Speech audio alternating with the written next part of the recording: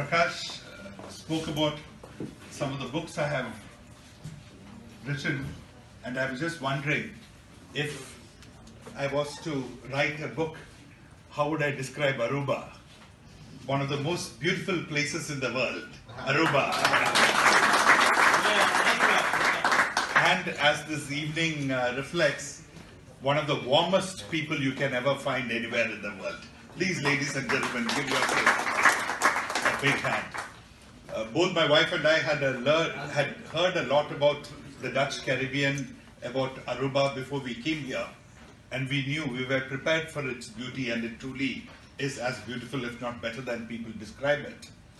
But I think what has come new and what we did not entirely expect is this warmth, is this friendship, and we are so grateful to all of you for this. We are touched, we are honored, especially Mr. President, Madam Prime Minister. Thank you so much for being here this evening.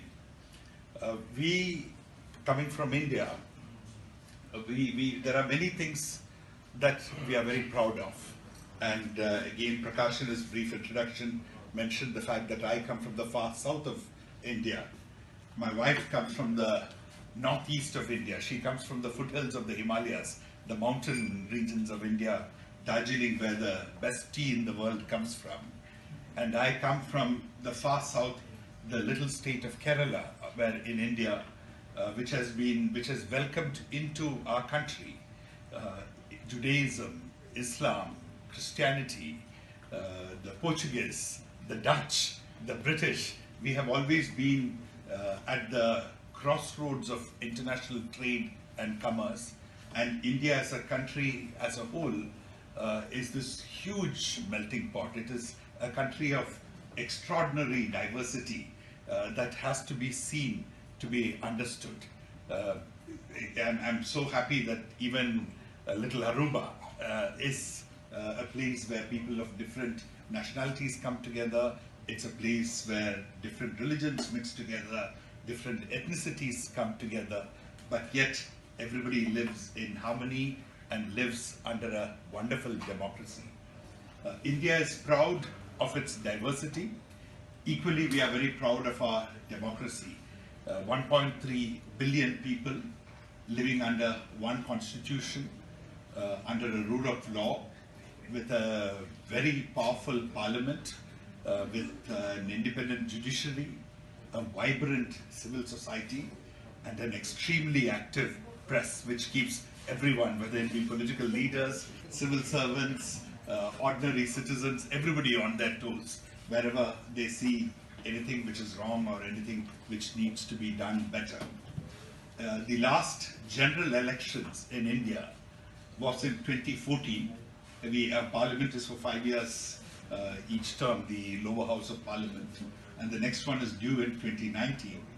But in the last parliament elections, the electorate of India was 830 million people. And out of this 830 million people, over 550 million people actually exercised their vote, showing how high the involvement of people is in the political process.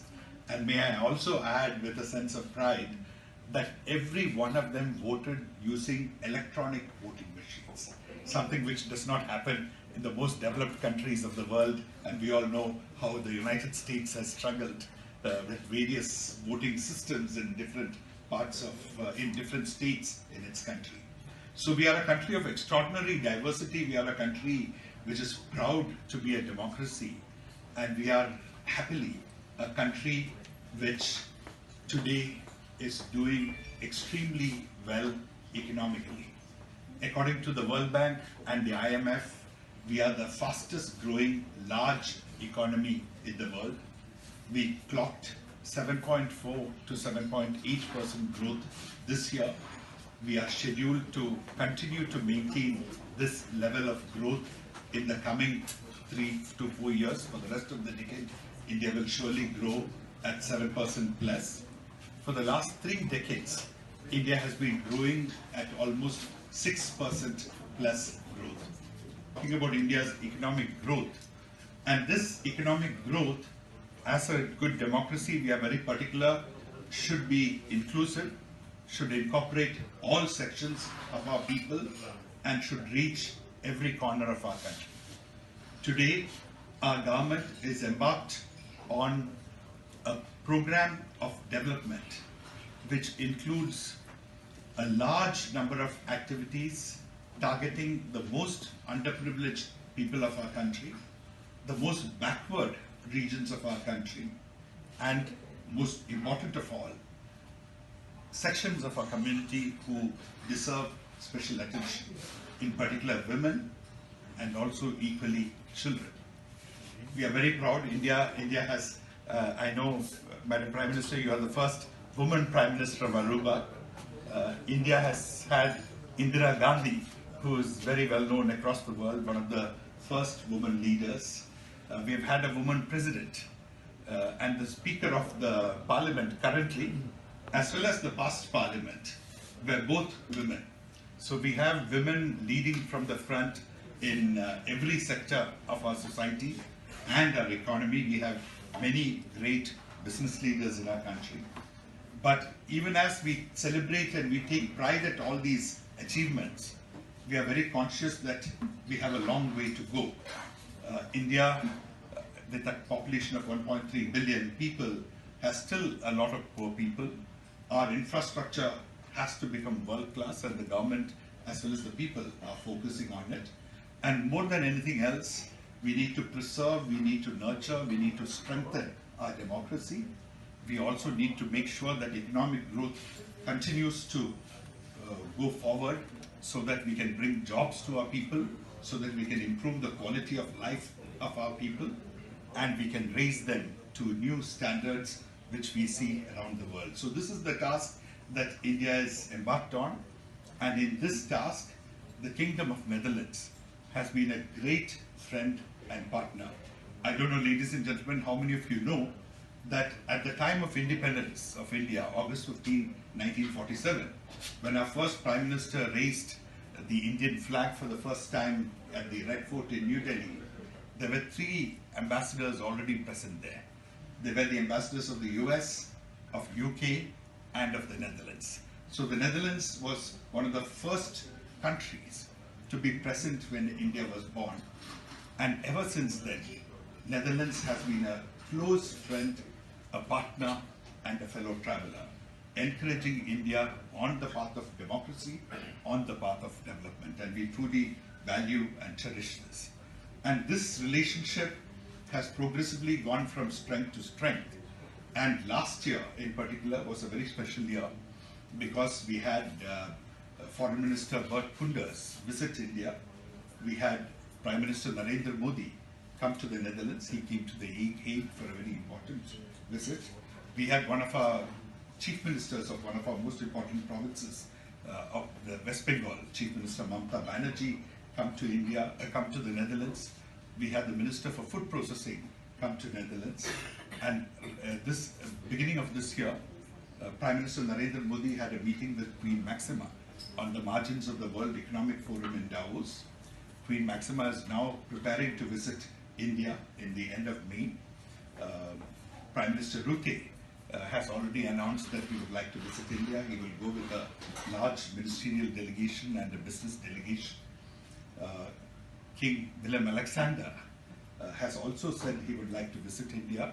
In all probability, that state visit will happen in 2019, next year. So there is a flurry of diplomatic activities happening. Last year, the investments from Netherlands into India was $2 billion. Since 2015 to 2018, total investment of $8 billion has gone into India. But equally, Indian investments have been coming into Netherlands in a very big way, especially in the context of Brexit. A number of companies, a number of people are relocating into Netherlands. There's a virtual competition between Amsterdam and Rotterdam and Hague to try and attract businesses and Indian people to the Netherlands. We have about 200 Indian companies in the Netherlands. I was just reading the news. Tata Steel, which is one of the largest industries in the Netherlands, has announced a merger with the German company Thyssen Corporation. They will become the second largest steel maker in Europe. We had LT Foods, who are producers of basmati rice, one of India's largest rice exporters, who established their offices in the Netherlands last year. We have a company called Synthite, which is the largest exporter of oleoresin, spice extracts, which has established its office in Wageningen in Netherlands. So a lot of good things are happening in the economic field between India and the Netherlands, between the political field between India and the Netherlands. We would love to bring this success to Aruba. We would love to bring this success to the Dutch Caribbean also. I was extremely delighted with the meetings I had this morning with Madam Prime Minister, with the acting governor, and just now in my brief conversation with you, Mr. President. We would love to see all of you in India. We'd love to have you travel around India and see firsthand what India is all about. I was mentioning to the Prime Minister that we have a Bureau of Parliamentary Studies and Training under our Parliament, which is well known across the world, where members of Parliament from across the world come and spend a few days interacting with members of Parliament of India, learning how Indian Parliament conducts its practice, watching Parliament sessions in progress. So we welcome you to India and to the